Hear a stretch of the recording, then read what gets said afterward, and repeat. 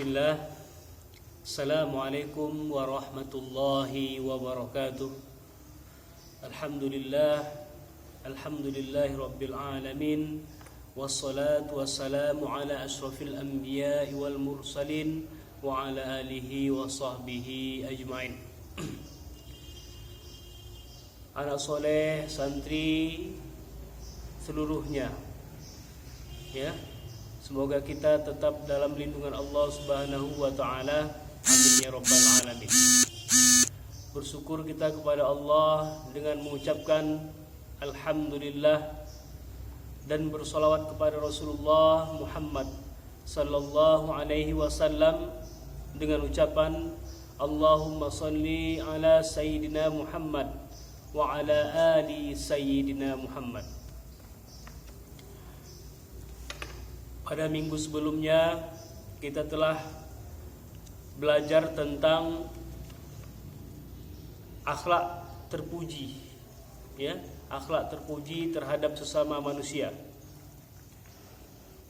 Ustaz rasa itu sudah selesai, dan sekarang insyaallah kita akan membahas tentang akhlak tercela kepada sesama manusia, ya. Sebaliknya, minggu kemarin kita bahas akhlak terpuji, minggu ini kita bahas akhlak tercela, ya, di bab 9. Di dalam buku ini ada 4 macam akhlak tercela. Yang pertama hasad, yang kedua dendam, yang ketiga ghibah dan fitnah, dan keempat namimah, ya, namimah atau mengadu domba. Bukan dombanya diadu, ya, seperti mengadu domba, namimah. Ya, kita jelaskan satu persatu. Yang pertama adalah hasad. Apa itu hasad? Di dalam buku ini dijelaskan hasad berarti iri hati, dengki. Ya, iri hati dan dengki atau dengki. Iri terhadap kesenangan orang lain, ya. Orang lain senang, orang lain prestasinya bagus, ya, kita iri. Ya, lalu timbullah rasa dengki. Apa contohnya perbuatan dengki ini? Misal ada teman kita yang berdagang laris, ya, laris. Karena larisnya itu kita iri, jadi timbullah rasa dengki. Lalu bagaimana caranya supaya teman kita tadi dagangannya tidak laris lagi, ya? Jadi kita kerjai dia. Kita kerjai, dibuat macam-macam, ya. Pokoknya sampai teman tadi sampai puas hati, ya, sampai puas hatinya untuk melampiaskan rasa kedengkiannya tadi. Seperti itu contoh perilaku dengki. Contoh ini adalah salah satu tanda-tanda busuknya hati manusia, dengki. Adakah larangan di dalam Islam supaya kita tidak berbuat seperti itu? Ya, tidak bersifat hasad. Banyak di dalam Al-Quran maupun hadis. Di sini disebutkan di dalam Al-Quran surah An-Nisa ayat 32, ya, yang artinya, dan janganlah kamu iri hati terhadap karunia yang telah dilebihkan Allah kepada sebagian kamu atas bagian yang lain.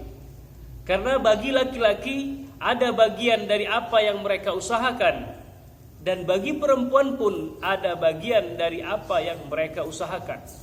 Mohonlah kepada Allah sebagian dari karunia-Nya. Quran surah An-Nisa ayat 32.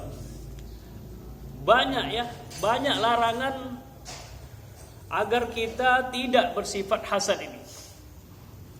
Yang pertama tadi di dalam surah An-Nisa.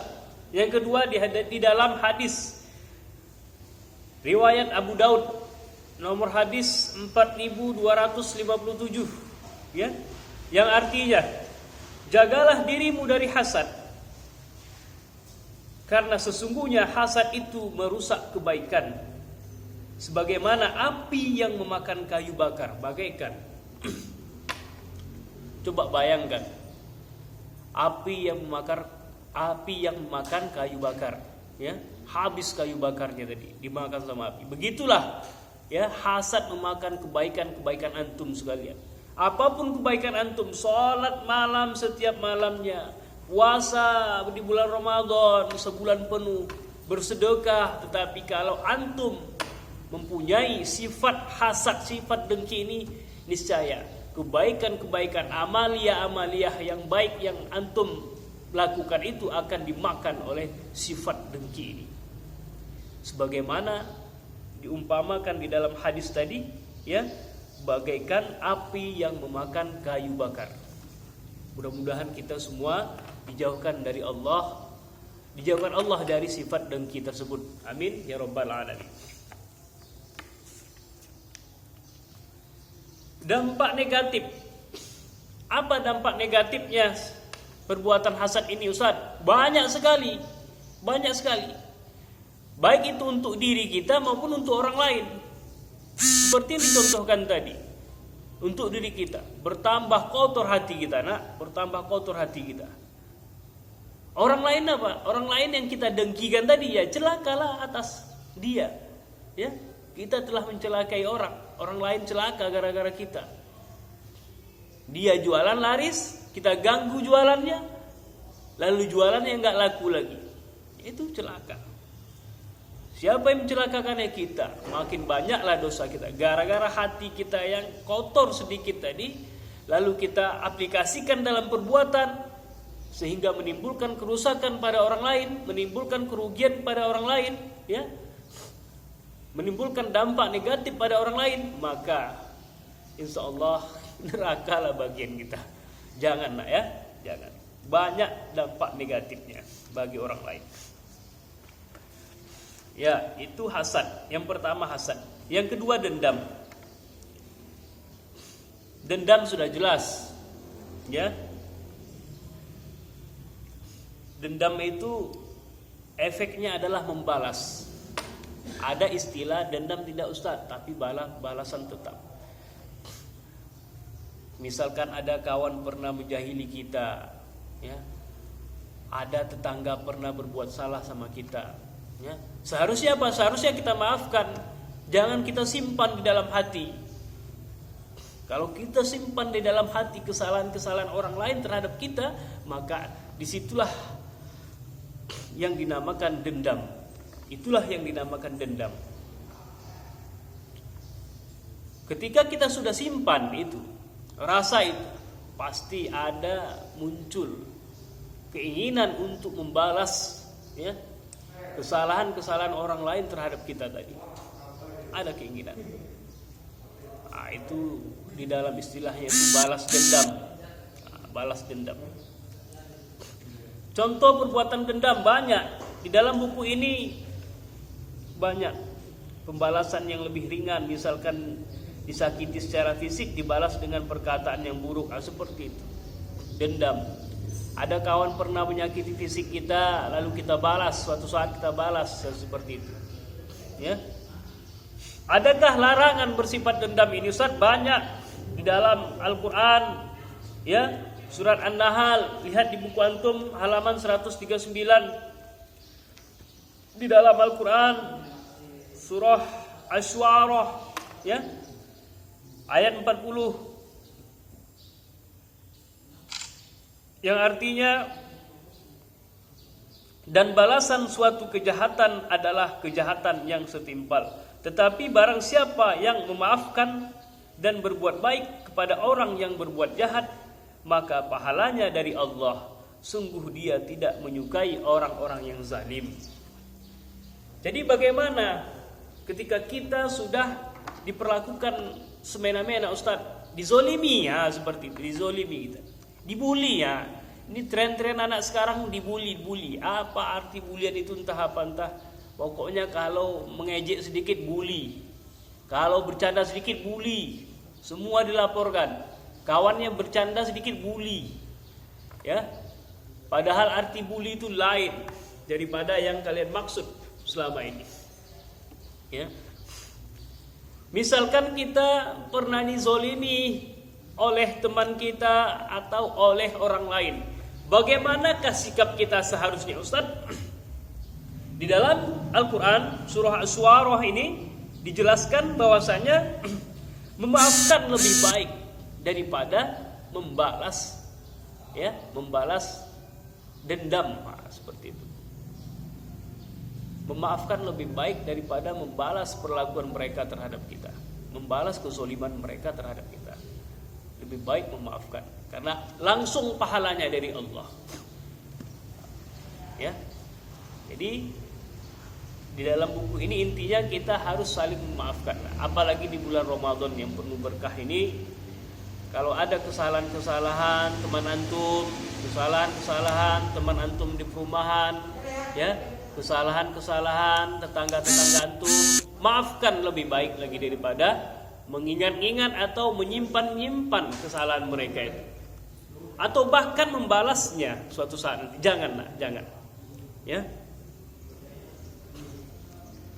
Di dalam surat An-Nahl dijelaskan, dan jika kamu membalas, maka balaslah dengan balasan yang sama dengan siksaan yang setimpal ya kepadamu. Tetapi jika kamu bersabar, sesungguhnya itulah yang lebih baik bagi orang yang sabar. Ya, ada dua ayat menjelaskan, surat An-Nahl ya juga menjelaskan lebih baik bersabar dan memaafkan dan tidak membalas. Ya. Apakah dampak negatif sifat dendam ini, Ustaz? Banyak sekali. Kalau kita balas makin rumit masalahnya. Kawanmu pernah zolimi kamu, pernah pernah memukul misalkan, pernah memukul, lalu kamu balas dengan pukulan, lalu dia dendam, membalas lagi, terus kamu balas lagi, terus balas-balasan, akhirnya masalah ini bertambah besar. Awalnya masalah ini antara antum dan temanmu, antum dan teman antum. Jadi kalau ini berlanjut, bisa jadi antum, keluarga antum dan keluarga teman antum tersebut. Ya, jadi jangan sekali-sekali menyimpan rasa dendam terhadap seluruhnya, baik itu teman maupun tetangga atau saudara kita sendiri. Jangan, apalagi saudara kita sendiri. Jangan pernah menyimpan kesalahan mereka, buang kesalahan, maafkan mereka. Ciri-ciri orang yang mempunyai jiwa yang besar adalah bisa memaafkan kesalahan orang lain. Paham tuh? Paham dah. Oke, sedikit lagi.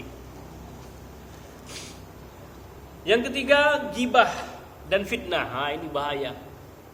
Ini terkadang sering dilakukan orang, sering dibuat orang, tetapi tidak sadar. Ya, tetapi tidak sadar. Ustadz, kami tidak gibah. Yang kami ceritakan itu betul. Memang dia pernah berbuat demikian. Itu yang kami ceritakan. Itulah yang gibah itu. Betul pun yang dilakukan orang itu, ya. Tetapi itu kesalahan, tetapi itu aib, lalu antum ceritakan, maka antum sudah termasuk gibah.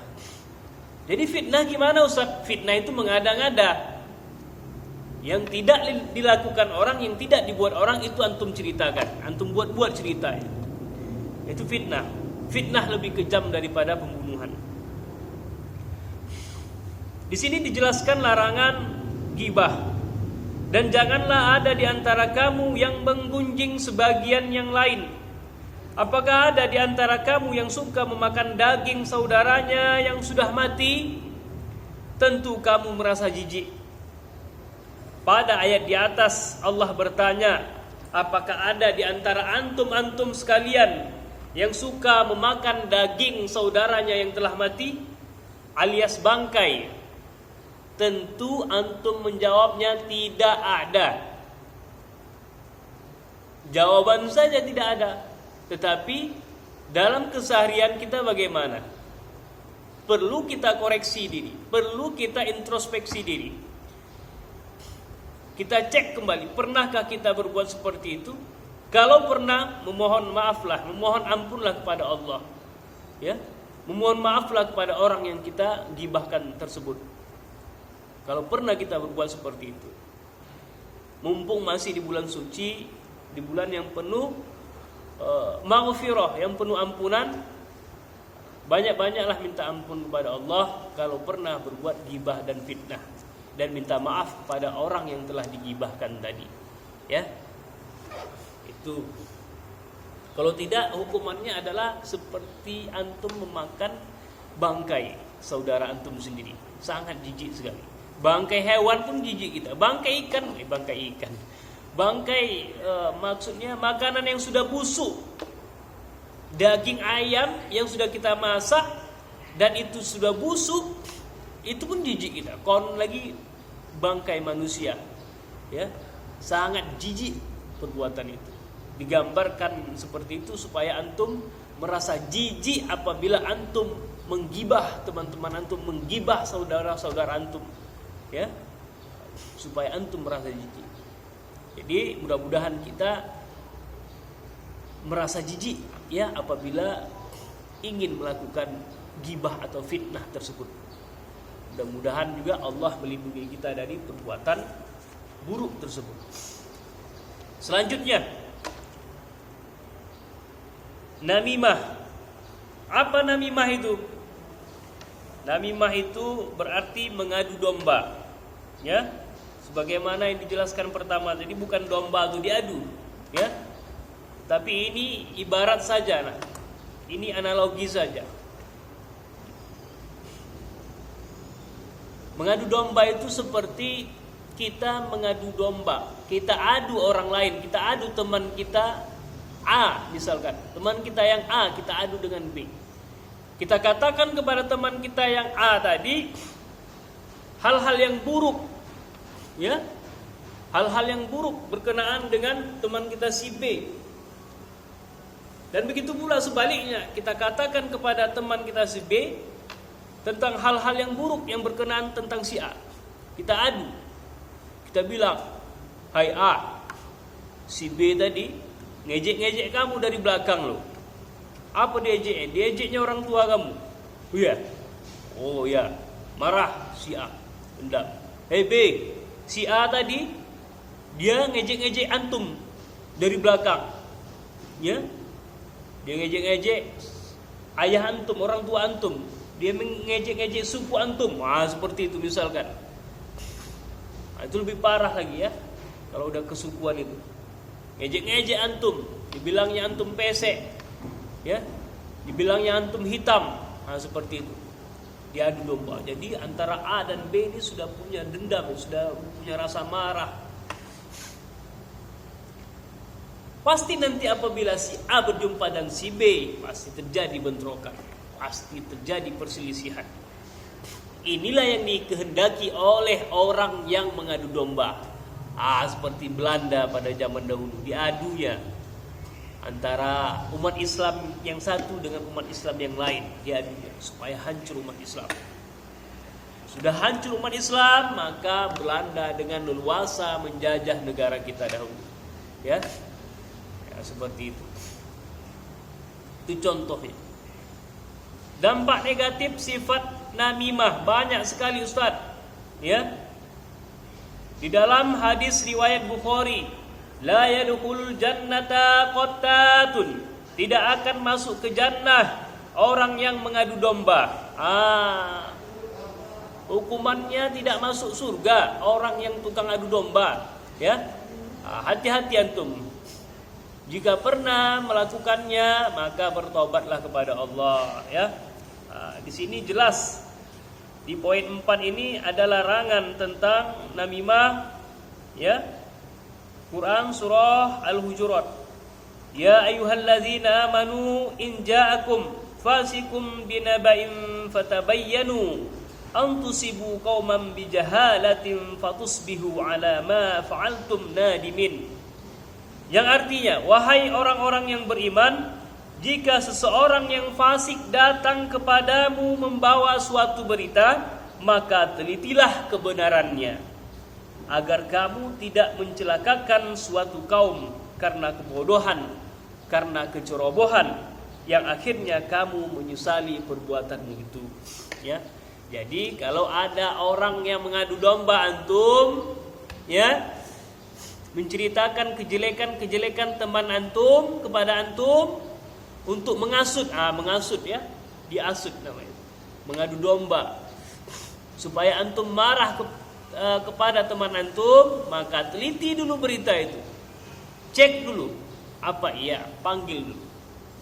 Hai A, apakah antum benar pernah mengejek-ejek saya, pernah mengejek-ejek anak dengan ejekan yang seperti ini, mengejek orang tua anak, pernah?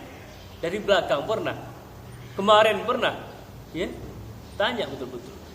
Oh tidak, nggak pernah katanya. Nggak pernah kan? Terbukti adu domba. Ya, kita bayun dulu, dicek dulu kebenarannya, klarifikasi dulu. Kalau ada berita-berita hoax, kalau ada berita-berita yang buruk, jangan langsung percaya, dicek dulu kebenarannya, ya. Dari si pembawa berita maupun dari sumber berita tersebut. Ya, paham tuh? Paham ya. Saya rasa ada berapa tadi? Ada 4 sifat yang tercela terhadap sesama manusia. Yang pertama hasad, ya, dengki, dendam, ya, dendam, dan gibah, dan fitnah, serta namimah. Semua itu adalah perbuatan-perbuatan, sifat-sifat yang bisa merusak hati antum, mengotori hati antum.